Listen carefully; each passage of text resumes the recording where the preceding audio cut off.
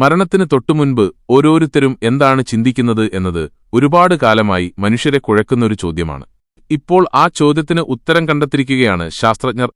മരണമടുക്കുമ്പോൾ ഒരു വ്യക്തിയുടെ ജീവിതത്തിലെ പ്രധാനപ്പെട്ട സംഭവങ്ങൾ ഓരോന്നായി അവരുടെ മനസ്സിൽ തെളിഞ്ഞുവരും എന്ന് ശാസ്ത്രം പറയുന്നു.